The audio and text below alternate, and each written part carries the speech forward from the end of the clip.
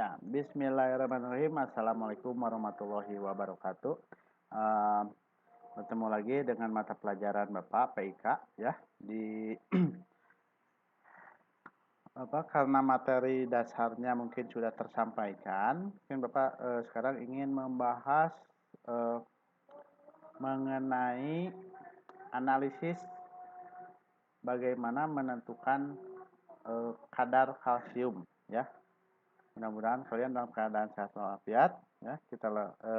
Materinya kita lanjutkan. Ini mungkin Bapak akan memberikan contoh soalnya ya mengenai penentuan kesadaran total dengan titrasi kompleksometri. Mungkin Bapak akan bahas satu soal untuk titrasi kompleksometri ya. Ini ada soal kalian menimbang 5,6 gram ya cangkang telur yang telah dikeringkan. Artinya apa? Karena dalam cangkang telur mengandung kalsium ya. Jadi kita buat dulu larutan sadah ya. Kemudian cangkang telur ini dimasukkan ke gelas kimia 250 ml untuk menentukan kandungan kalsium karbonatnya yang terdapat di dalamnya. Nah, ini tahapannya. Ini berupa soal ya. Kemudian selanjutnya cangkang telur ini dicampurkan dengan 25 ml larutan HCl 6 molar ya untuk melarutkan cangkang telur tersebut. Setelah melarut ya, kemudian kita saring ya. Setelah di proses penyaringan, filtrat itu yang bagian bawah ya. Jadi kalau ampasnya berarti telur-telur cangkang telur ya, cangkang telur yang berupa padatan itu ada di saringan, kemudian filtratnya bagian bawah ya. Nah, filtratnya ini diencerkan ke dalam labu ukur dengan volumenya 250 ml. Ditambahkan aquades berarti kalau diencerkan. Ya, tentunya disemprot dengan botol semprot, kemudian disisakan 1 cm di bawah skala. Kemudian sisanya menggunakan pipet tetes biar tepat skala. Setelah itu sebanyak 10 ml, kan tadi kan udah diencerkan ya, kemudian homogenkan. Setelah dihomogenkan, barulah diambil 10 ml-nya menggunakan pipet gondok ya. Sebanyak 10 ml-nya dimasukkan ke dalam labu Erlenmeyer. Jadi diukur menggunakan pipet gondok, kemudian kita masukkan ke dalam labu Erlenmeyer. Setelah masuk ke dalam labu Erlenmeyer yang larutan 10 ml ini, kita tambahkan larutan buffer. Larutan buffer dengan pH 10 ya. Setelah itu kita tambahkan indikator EBT, Erythroid Black Tea ya. Nah, nanti kemarin sudah dibahas ya di video ya. Selanjutnya larutan tersebut kemudian kita titrasi menggunakan larutan pengompleks EDTA ya. Larutan EDTA konsentrasinya 0,04988 molar yang tentunya ini sudah distandarisasi ya. Dan ternyata setelah dititrasi larutan EDTA ini memerlukan 44,11 ml untuk tercapainya titik akhir titrasi. Maka kalau sudah tercapai titik akhir titrasi itu dihentikan. Biasanya kalau sudah ada perubahan warna harus pelan-pelan sehingga sudah terbentuk warnanya berubah, maka dihentikan. Selanjutnya, ini pertanyaannya, berapakah persentase kalsium karbonat ya? Di sini berupa persen massa ya. Kalsium karbonat CaCO3 ya, rumus kimianya dalam cangkang telur tersebut ya. Dalam cangkang telur tersebut, di mana AR-nya massa atom relatif untuk Ca. Ca ini 40,08, untuk karbon 12,01 dan oksigen itu 16,00 ya. Baik, bagaimana penyelesaiannya? Kita lihat ini tahapannya. dalam penyelesaian kita analisis dulu dari soal tersebut urutan prakteknya, urutan pengerjaan pada saat di lab bagaimana. Yang pertama, massa cangkang telur berapa? 5,6130 gram. Kemudian cangkang telur ini dilarutkan menggunakan 25 ml HCl 6 molar. Setelah itu diencerkan menjadi 250 ml, artinya ditambahkan aquades ya. Tentunya setelah larut ya, tahapan kedua dilarutkan dalam 25 ml HCl ya, sudah larut baru difiltrat dulu, tidak langsung ditambahkan air atau diencerkan ya, tapi difiltrat dulu. Tapi ini dalam penyelesaian kita ambil poin-poin pentingnya dulu ya.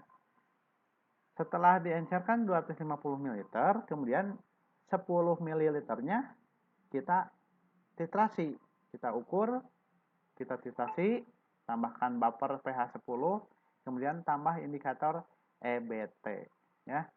Nah, ini ternyata gambaran soal yang tadi itu. Nah, bagaimana dalam menjawabnya? Tentunya kita harus paham dulu reaksi pada antara kalsium dengan pereaksinya EDTA, pengompleks EDTA, gitu ya. Jika titrasi reaksinya yaitu kalsium karbonat ya, yang sudah menjadi larutan, ini bereaksi dengan EDTA ya, pengompleks EDTA, sehingga menghasilkan kalsium EDTA. Jadi kalsiumnya diikat oleh EDTA. Jadi terbentuklah ion kompleks ya. Nah, dari reaksi ini membantu kita karena prinsip dari penyelesaian suatu reaksi ini atau penentuan analisis ini ya dengan kompleksometri. Ini prinsipnya adalah stokiometri ya. Apa sih stokiometri? Ya, harapan kalian sudah belajar stokiometri dengan Budiah ya di kimia gitu ya. Nah, pertama kita harus tahu dulu reaksinya, karena reaksi ini menunjukkan perbandingan mol ya. Karena koefisien itu menunjukkan perbandingan mol. Kita lihat tadi konsentrasi dari EDTA berapa? 0,04988 molar. Ini konsentrasinya. Untuk mentitrasi larutan kalsium karbonat. Nah, kemudian volume yang terpakai untuk mencapai titik akhir titrasi ternyata sebanyak 44,11 ml. Ya. Kemudian karena datanya ada molaritas, ada volume, di sini kan rumus molaritas. Molaritas itu mol dibagi volume. Ya. Jadi untuk mencari molnya yaitu rumusnya molaritas dikali volume. Itu. Volumenya berupa mililiter. Jadi berupa milimol ya. Kita masukkan angka-angkanya. M-nya 0,04988 dikali 4 volumenya 44,11 ml, maka diperoleh molnya 2,2 milimol. Nah,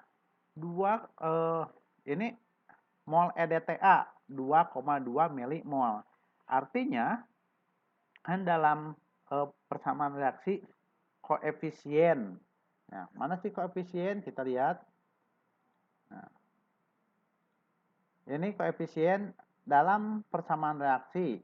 Koefisien itu nilai atau angka yang ada di depan senyawa pada persamaan reaksi. Ini koefisien. Kalau tidak ada angkanya, artinya koefisiennya 1. Tapi kalau lebih dari 1 harus ditulis ya. Nah, jadi koefisien itu menunjukkan perbandingan mol gitu.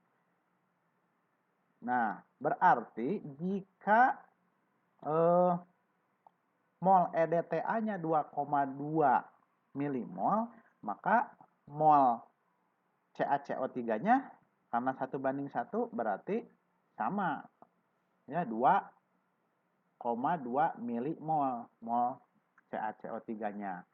Kalau di sininya koefisien CaCO3-nya 2, berarti 2 kalinya dari EDTA. Berarti kali 2 aja, 2 berarti 4,4 milimol kalau koefisiennya 2 gitu ya.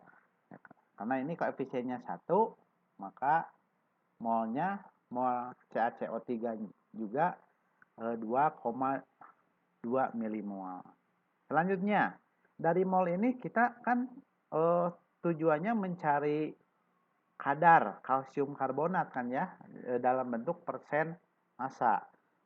Nah, dalam bentuk persen massa ini kita cari masanya, massa dari kalsium karbonat. Tadi kan ada atom relatif ya, massa atom relatif untuk Ca, C, O itu kan sudah ada angka-angkanya. Ini dihitung dulu MR-nya, MR Ca, CO3. Nah, ini cari dulu MR-nya ya. MR massa molekul relatif gitu ya. Gitu. Ca-nya ada 1 berarti nilainya berapa? Ya, kalau C 12 berarti kali C-nya ada berapa di sini rumus kimianya? Ada 1. Nah, berarti kali 1. Oksigen atom relatifnya kan 16 ya, 16,00. Maka jumlahnya ada 3, berarti dikali 3, kemudian perkalian tersebut ini dijumlahkan. Maka diperolehlah MR ya. Nah, kita cari untuk mencari massa molekul relatif MR sudah diperoleh, maka kita cari massa kalsium karbonat. Massa kalsium karbonat itu mol dari kalsium karbonat dikali MR-nya. Nah, MR dari kalsium karbonat 100,089 mg per mol. Nah, untuk molnya ya ini 2,2 milimol. Maka untuk mencari massanya tinggal dikalikan 2,2 milimol kali 100,089 miligram. Berapa hasilnya? Nah, inilah massa kalsium karbonatnya sebanyak 220,1958 miligram. Selanjutnya, ini di bagaimanakan masanya? Nah, ini 220,1958 miligram ini jumlah kalsium karbonat dalam 10 mililiter. Dalam 10 mililiter gitu ya. Gitu dalam 10 mililiter. Kemudian bagaimana kan kita mengencerkan sampai 250 mililiter ya. Maka kita hitung massa kalsium karbonat dalam 200 ml larutan gitu. Bagaimana menghitungnya? Menghitungnya kita gunakan perbandingan ya. Jadi untuk massa kalsium karbonat 200 perbandingannya 250 ml berbanding 10 ml. Nah, dikali 1958 miligram, maka totalnya larutan total dari kalsium karbonat dalam 250 ml itu sebanyak 5.504,895 miligram. Nah, dari miligram kita rubah satuannya menjadi gram. Berarti dibagi 1000. Maka jumlahnya 5,505 gram. Jadi angka 4,895 ini kita bulatkan menjadi 5 ya. Selanjutnya kita cari persen kalsium karbonatnya dalam sampel. Nah, gimana cara menghitungnya? Ya tinggal dibagi dengan massa sampel. Nah, ini rumusnya. Massa kalsium karbonat kan sudah dianalisis sebanyak 5,505 gram dibagi massa sampel. dikali 100%. Kita masukkan angka-angkanya. Ini nah, 5,505 gram dibagi sampelnya kan 5,6130. Nah, dikali 100%. Setelah itu dihitung, kemudian dikali kali 100, maka dapatlah nilai 98,076%. Jadi inilah persentase kalsium karbonat dalam cangkang telur tersebut sebanyak 5,6130 gram ya. Kandungannya sebanyak 98,76%. Mudah-mudahan bisa dipahami oleh kalian ya. Itu salah satu contoh saja. Mungkin kalau kalian googling cari informasi lain, bisa jenis soal mungkin banyak ya, bervariasi ya. Itu saja untuk saat ini, sekian dulu. Wassalamualaikum warahmatullahi wabarakatuh.